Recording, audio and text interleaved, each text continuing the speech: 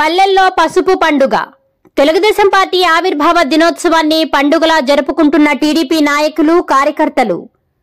నెల్లూరు జిల్లా ముత్తుకూరు మండలం దొరువులపాలెం గ్రామ పంచాయతీలో సర్వేపల్లి శాసనసభ్యులు సోమిరెడ్డి చంద్రమోహన్ రెడ్డి ఆదేశాల మేరకు భారీ ఎత్తున టీడీపీ నాయకులు దువ్వూరు అనిల్ రెడ్డి ఆధ్వర్యంలో తెలుగుదేశం పార్టీ 43వ ఆవిర్భావ దినోత్సవాన్ని ఘనంగా నిర్వహించారు. గ్రామంలోని ప్రధాన కూడలి వద్ద స్థానిక యువకులు పెద్ద సంఖ్యలో ఆవిర్భావ దినోత్సవ కార్యక్రమంలో పాల్గొని తెలుగుదేశం పార్టీ వ్యవస్థాపకులు, మాజీ ముఖ్యమంత్రి నందమూరి తారక రామారావు చిత్రపటానికి పూలమాల వేసి నివాళులు అర్పించారు. అనంతరం తెలుగుదేశం పార్టీ జెండాను అనిల్ రెడ్డి ఆవిష్కరించారు.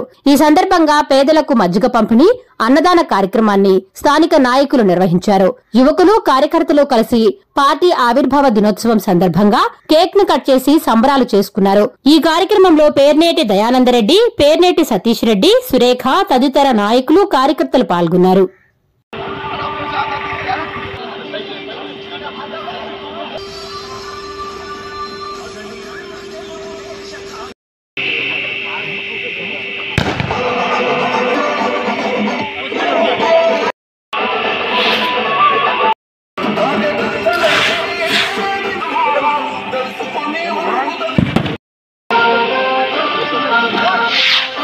ఇప్పుడు 82వ పార్టీ పెట్టి రామారావు గారు అనేక మంచి కార్యక్రమాలు చేశారు.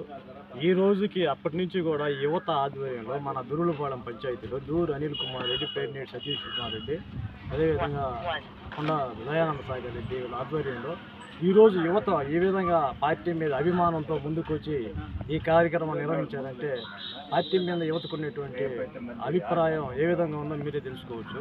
సోమిరెడ్డి చంద్రమోహన్ రెడ్డి గారి నాయకత్వంలో, దూరు అనిల్ కుమార్ రెడ్డి నాయకత్వంలో దొరువులపాలెం పంచాయతీలో సతీష్ వీళ్ళ ఆధ్వర్యంలో అందరూ ముందుకు వచ్చి ఈరోజు 43వ వసంతాలని నిర్వహించుకున్నారు.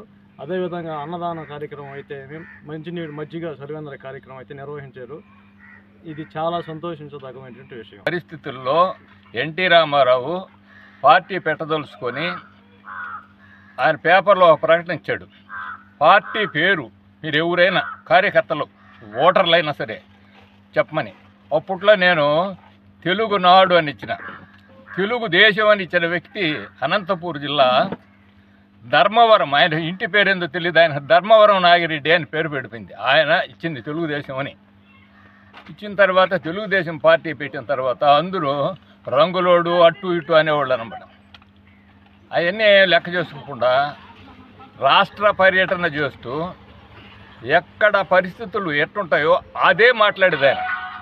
ఆంధ్రులు అంటే ఆత్మగౌరవం కలిగిన వాళ్ళు అని నిరూపించడానికి తెలుగుదేశం స్థాపించి ఆయన 9 నెలల్లోనే రూలింగ్లోకి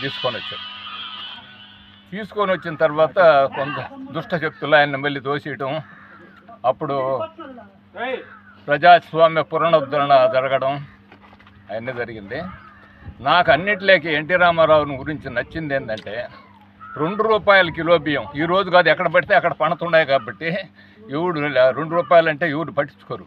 ఆ రోజుల్లో 5 రూపాయలు ఉండేటప్పుడు 2 రూపాయలు కిలో బియ్యం పెట్టాడు పేదలకే. 1987 నీళ్లు ఫిబ్రవరికి అయిపోతాయి. అలాంటి పరిస్థితుల్లో ప్రభుత్వ అధినేతగా ఉండిన ముఖ్యమంత్రి కరెంటు గన ఉంటే, మీకు నీళ్లు గన ఉంటే అక్కడనే దోట్లు తగిలించుకొని కొట్టమని ప్రపంచంలో ఏ ముఖ్యమంత్రి చెప్పడనమాట. అంటే ప్రభుత్వాధినేతగా ఉండేవాడు దొంగ కరెంటు వాడుకోమని చెప్పడం అంటే ఎంతో సాహసోపేతమైన నిర్ణయం అది. అటువంటి అప్పుడప్పుడు కొన్ని చెప్పేవాడు అనమాట. అందుకని నాకు ఎన్టీ రామారావు అన్న, తెలుగుదేశం పార్టీ అన్న అభిమానం.